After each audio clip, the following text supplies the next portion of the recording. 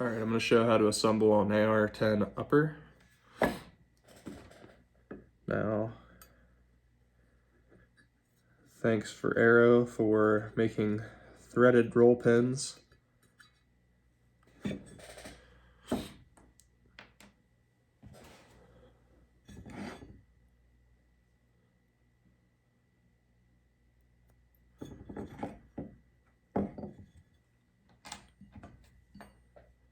So we're starting with our forward assist.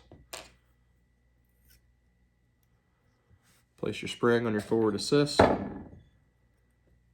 This piece should bend towards the right side of the rifle, so insert it with that where it would bend towards the right side of the rifle.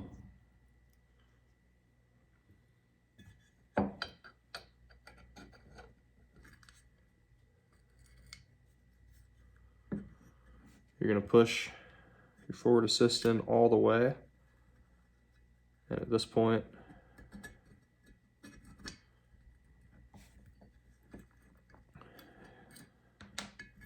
if I can get the roll pin to seat,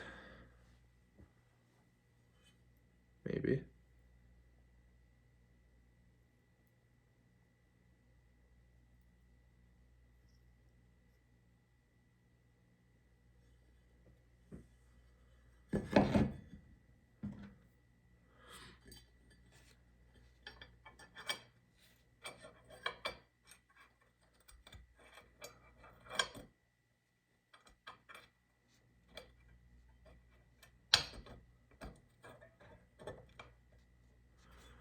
So if you didn't see what I did there, I had the roll pin ready to seat.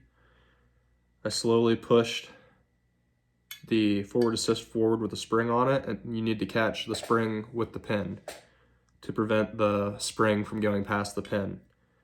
As soon as you feel the spring catch, push your forward assist in all the way as far as you can get it, and then set your pin. The pin needs to sit between the forward assist and the spring,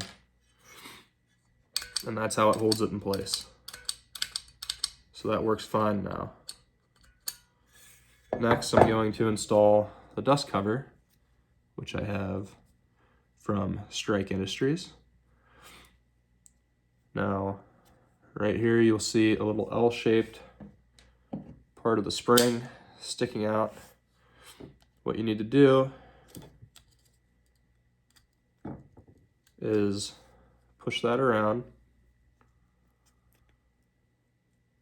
so that you're torquing it to the opposite side. I just impaled my own skin with it. So you're pushing it to the opposite side, and you need to hold it in place. If you need to use a scribe, if you're using a knife, be careful, but just hold it in place there. At this point, you're going, at least for these easy dust covers, you're going to insert the forward piece, and then you're going to press in on the spring-loaded pin on the other side. At this point, you can release the spring, and it should put tension on the dust cover to flip it out. Then you can lock it in place.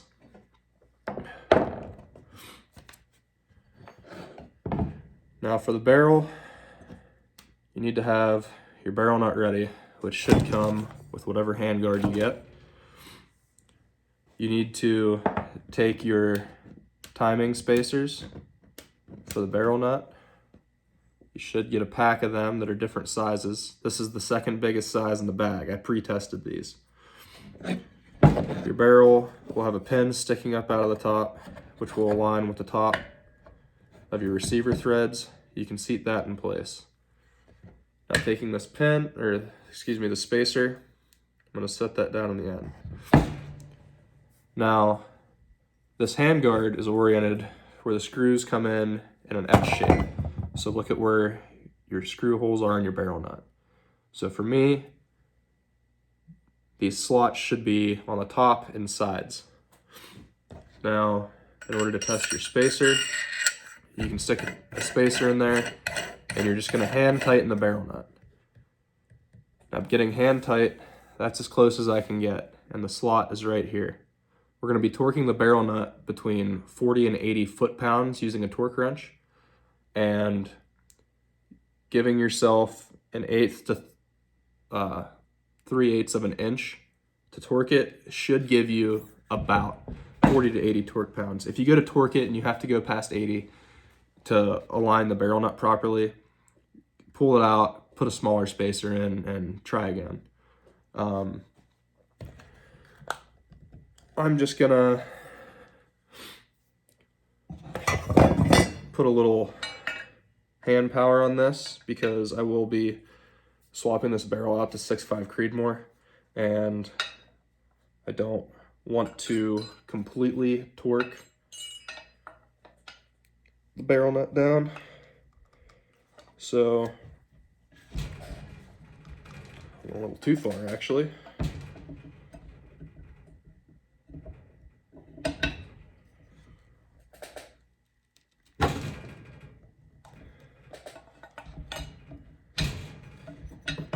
Now for this, the slots are also the spot for the gas tube to sit. So I now have this perfectly aligned with the hole in the receiver for the gas tube.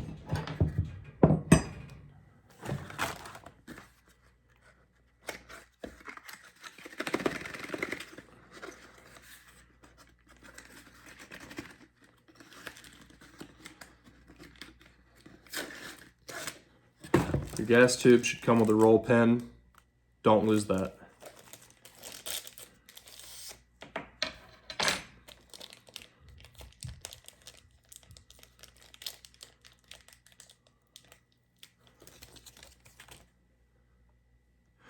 Now you're going to take your gas block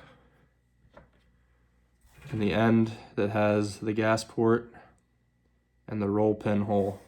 You're going to insert the gas tube into the gas block with the gas port facing down, and then align the roll pin hole to where it matches up with your gas block roll pin hole. This part's a little tricky just because there's not really any space or any support to work on the gas block. So what I do is just take a small piece of wood, set it under the edge, and then I'm going to try and get this this roll pin to just sit in place if I can. Looks like I can't. So at this point, you're gonna wanna grab your mallet. Sorry, I always misplace this.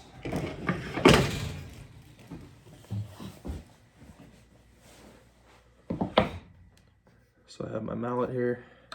And I'm just going to use a scribe to try and hold this in place to where it's aligned, if I can get it to do that.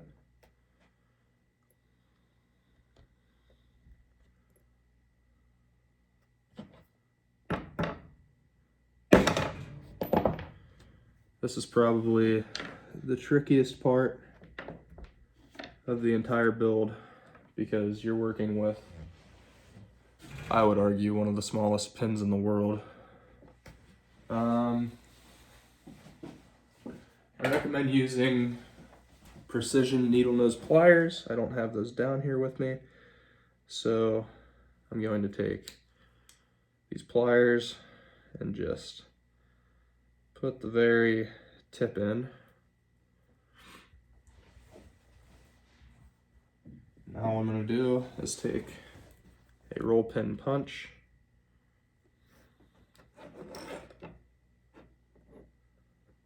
well, not quite yet.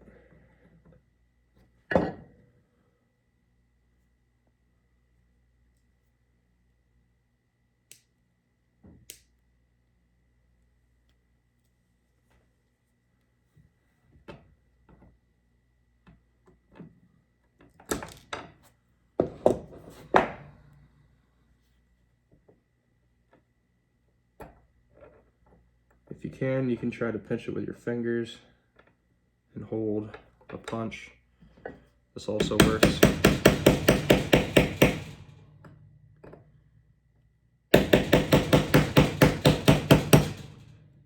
All right, so I'm getting it started now. Double check it once you get it started to make sure that your roll pin hole is still aligned.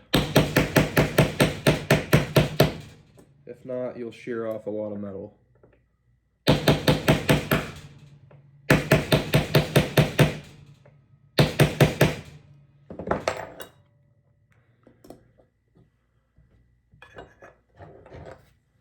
It's not quite as far as I want it yet.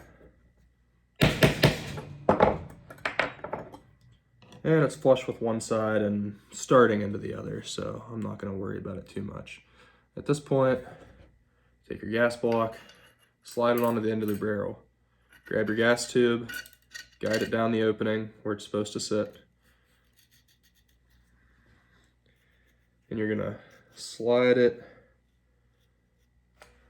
whoops.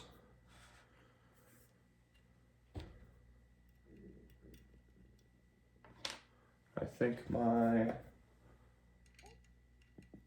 gas block pins are a little tight, so I'm going to try and loosen those up a hair. And it's not wanting to move, so I'm just going to help this along using my mallet.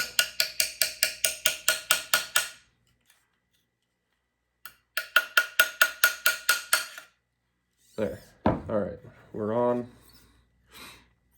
At this point, look down your barrel along the top and make sure that your gas tube and gas block are pointed straight up. That's going to give you best alignment to your gas hole. And then you're going to tighten down the set screws on your gas block.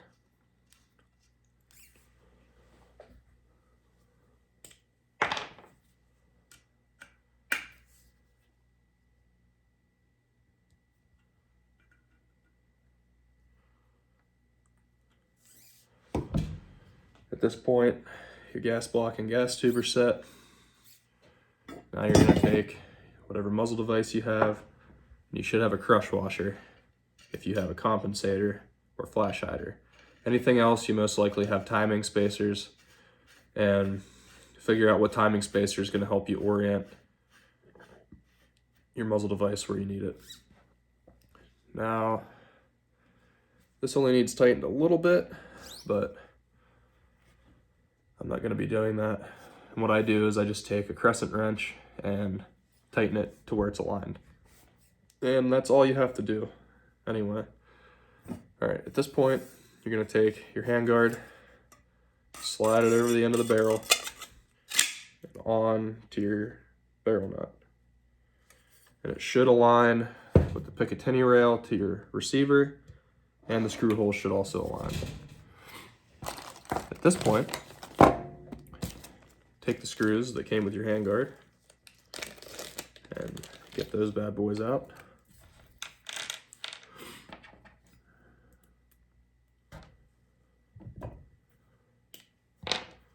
They'll most likely be Allen header Torx. Mine are Torx. And you're just gonna screw those in.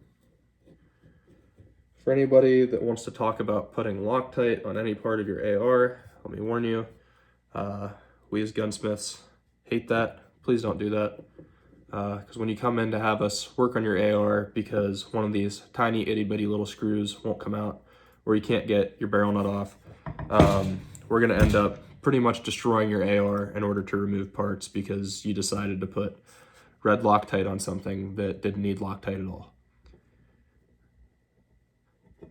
I recommend just putting some grease on anything like that. The grease will actually help hold it in place because it will dampen harmonics, and it'll lubricate your fastener so that you can get it back out of the gun. If you feel the need to have anything hold your screw in tighter than that, you're doing something wrong.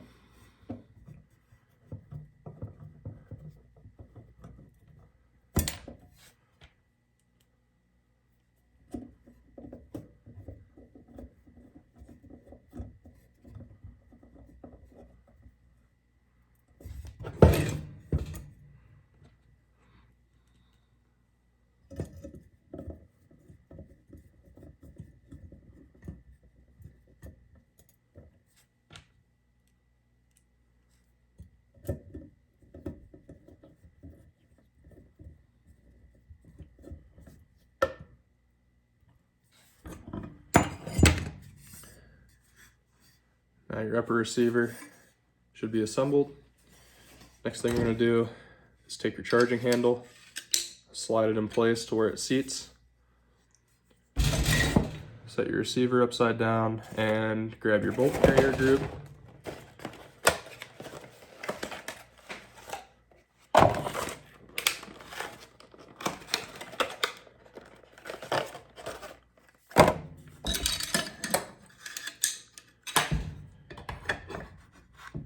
You're just going to slide that. Whoops. Make sure your bolt's pulled all the way out. Otherwise, I won't want to go in there.